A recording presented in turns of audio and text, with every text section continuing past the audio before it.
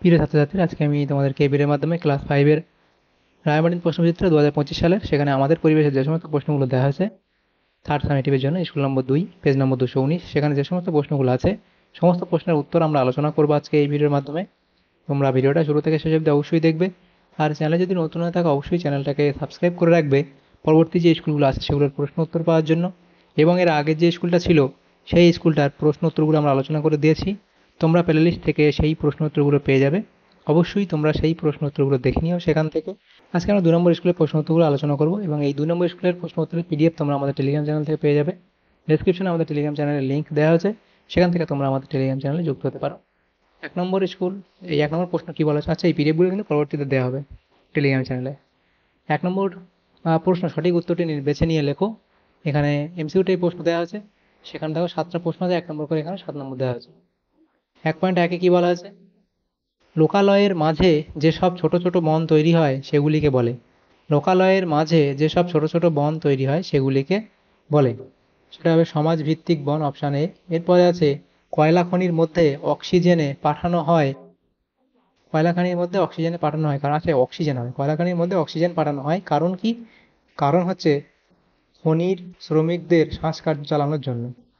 সূর্যের আলো দিতে সূর্যের আলো দিয়ে তৈরি হয় বিদ্যুৎ, অপশান ক। এরপরে ঝালং জলবিদ্যুৎ কেন্দ্রটি গড়ে উঠেছে জলঢাকা নদীতে, অপশান গ।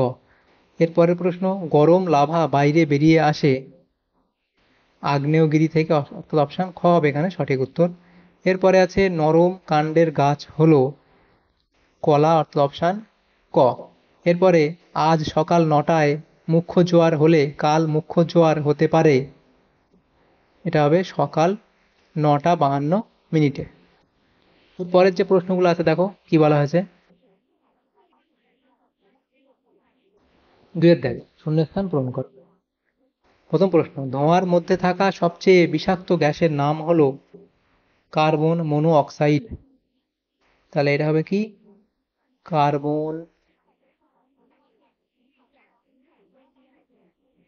Monoxide, carbon monoxide. এর পরের প্রশ্ন, যিনি পরিষেবা গ্রহণ করেন তাকে ড্যাশ বলে। তাকে কি বলা হয়? উপভোক্তা বলা হয়, উপভোক্তা। এর পরের প্রশ্ন কি? জেলির শিশিতে ড্যাশ ছাপ থাকে, ছেলে হবে এফ পি ও, ছাপ থাকে। এরপরে যেখানে বেশি ড্যাশ হয় সেখানকার মানুষ কাঠের বাড়িতে থাকে।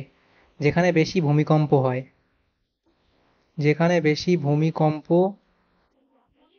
হয় সেখানকার মানুষ কাঠের বাড়িতে থাকে। পশ্চিমবঙ্গের প্রধান খনিজ সম্পদ হলো, পশ্চিমবঙ্গের প্রধান খনিজ সম্পদ হলো কি? কয়লা। 3-এর দাগের প্রশ্ন, নিচে সম্পর্কযুক্ত শব্দজোট দেওয়া আছে, প্রথম জোটটির সম্পর্ক দেখে দ্বিতীয় জোটটির শূন্যস্থানে শূন্যস্থান পূরণ করো। কাগজ, তার সাথে মিলবে চীন।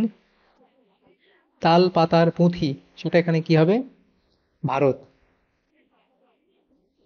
এর পরের প্রশ্ন, ঘূর্ণিঝড় হলো আয়লা ড্যাশ জলোচ্ছ্বাস, তাহলে হবে সুনামি।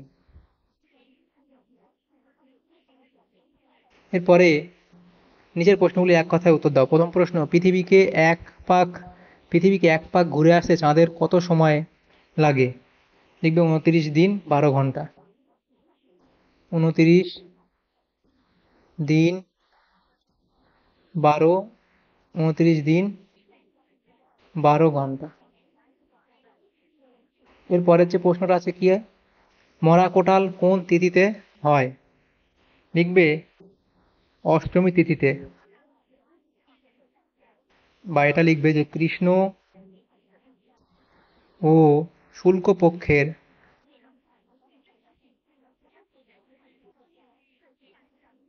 অষ্টমী তিথিতে, অষ্টমী তিথিতে। এটা হলো। এর পরের প্রশ্নগুলো আছে 4.3, কোন নদীকে কেন্দ্র করে ডিভিসি গঠিত হয়? লিখবে দামোদর নদী,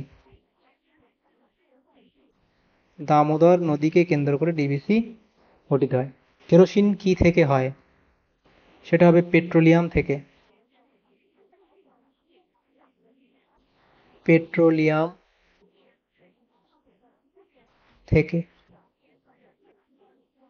এরপরে এটা হলো পেট্রোলিয়াম থেকে। এরপরে আছে বিশ্ব বয়স্ক দিবস কবে পালিত হয়? লিখবে 1 অক্টোবর। 1 অক্টোবর। শিশুদের লেখাপড়ার অধিকার আইন কত বছর বয়স? শিশুদের লেখাপড়ার আইন কত বছর বয়স পর্যন্ত? লিখবে 14 বছর বয়স পর্যন্ত। মুখ্য জোয়ার এবং গৌণ জোয়ারের মাঝে কি হয়? সেটা হয় ভাঁটা হয়। এটা হলো। এরপরে বাম দিক 5-এর দাগের প্রশ্ন এবং ডান দিক মেলাও। 2009 সালে সেটা হবে আয়লা হয়। 2009 সালে হয়, এটা হবে আয়লা। এরপরে আছে যেটা, সেটা এখানে কি বলা হয়েছে যে 1853 সালে সেটা হবে দেশে যাত্রী নিয়ে প্রথম ট্রেন চালু হয়।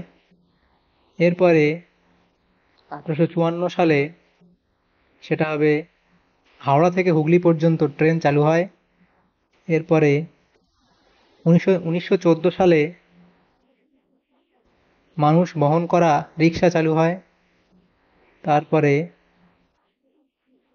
যেটা আছে সেটা হলো 2004 সালে সেটা হবে সুনামি হয়। এভাবে তোমরা বামের সঙ্গে ডানের সঙ্গে মিলিয়ে নেবে। তাহলে বামের সঙ্গে ডানের সঙ্গে এভাবে মিলিয়ে নেওয়ার পর দেখো পরের কি প্রশ্ন আছে। 6-এর দাগের প্রশ্ন, নিচের প্রশ্নগুলির উত্তর দাও।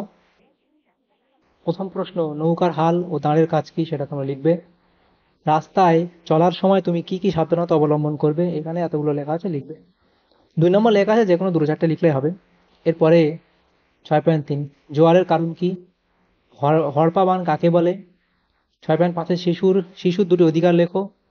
এতগুলো লেখা আছে, যে কোনো দুটো লিখলে হবে। তারপর আছে কি, তাহলে টারবাইন সম্পর্কে অবধি লিখবে এবং টারবাইনের কিছু উদাহরণ তোমরা দেবে, জলবিদ্যুৎ কেন্দ্রে, তাপবিদ্যুৎ কেন্দ্রে, বায়ুকলে ইত্যাদি তোমরা উদাহরণ এখানে দেবে। এরপরের প্রশ্নগুলো আছে, দেখো 7-এর দাগের প্রশ্ন, নিম্নলিখিত প্রশ্নগুলির উত্তর দাও। তাহলে প্রথম প্রশ্ন ছিল আবহাওয়া কাকে বলে? আবহাওয়ার পূর্বাভাস কোন কোন মাধ্যম থেকে পাওয়া যায় সেটা অবধি লিখলে। এরপর জলচক্র কাকে বলে? চিত্রের সাহায্যে দেখো জলচক্র কাকে বলে এবং চিত্র আঁকবে। এরপরে 7.3, সূর্যগ্রহণ কিভাবে হয় এবং সূর্যগ্রহণ কয় প্রকার ও কি কি? তাহলে সূর্যগ্রহণ কয় হয় লিখবে এবং সূর্যগ্রহণ 3 ধরনের হয়, সেটা কি কি লিখবে। চন্দ্রগ্রহণ কোন তিথিতে হয়? চন্দ্রগ্রহণ পূর্ণিমা। চন্দ্রগ্রহণ কখন হয়? পূর্ণিমা তিথি। চন্দ্রগ্রহণের ছবি আঁকতে বলা হয়, সেটা আঁকবে। পরের প্রশ্ন 7.5, সেখানে কি বলা হচ্ছে যে অ্যাসিড বৃষ্টি কিভাবে হয় এবং এর ফলে কি হয়? তাহলে অ্যাসিড বৃষ্টির প্রভাবগুলো এখানে দেওয়া আছে, অবধি লিখবে। এরপরে কয়লা খনি অঞ্চলে ধসের সমস্যা মোকাবিলা করা যায় কিভাবে? তাহলে কয়লা খনি অঞ্চলে ধসের যে সমস্যা সেটা কিভাবে মোকাবিলা করা যায় সেটা লিখবে। কয়লা খনি অঞ্চলে থাকা গর্তগুলিকে উন্মুক্ত ফেলে না রেখে তাকে বালি কিংবা মাটি দিয়ে ভরাট করতে হবে। দুই হচ্ছে কি, কয়লা খনি সংলগ্ন অঞ্চলে প্রচুর পরিমাণে গাছ লাগাতে হবে। 3 হচ্ছে কয়লা খনিগুলি থেকে একসঙ্গে অধিক পরিমাণে কয়লা না তুলে কয়লা উত্তোলনের একটি নির্দিষ্ট লক্ষ্যমাত্রা রাখতে হবে। তাহলে এগুলো লিখবে। তাহলে দেখো আমাদের এখানে যে প্রশ্নগুলো ছিল ক্লাস 5-এর আমাদের পরিবেশের 2 নম্বর স্কুলের থার্ড সামেটিভের জন্য সমস্ত প্রশ্নের উত্তর আমরা আলোচনা করলাম আজকে এই ভিডিওর মাধ্যমে। তোমাদের যদি সামান্যতম উপকার এসে থাকে ভিডিওটা অবশ্যই লাইক করবে এবং বেশি বেশি করে বন্ধুদেরকে শেয়ার করবে এবং পরবর্তী যে স্কুলগুলো আছে সেগুলোর প্রশ্নোত্তর পাওয়ার জন্য অবশ্যই তোমরা আমাদের চ্যানেলটাকে সাবস্ক্রাইব করে রাখবে। Thank you, thanks for watching.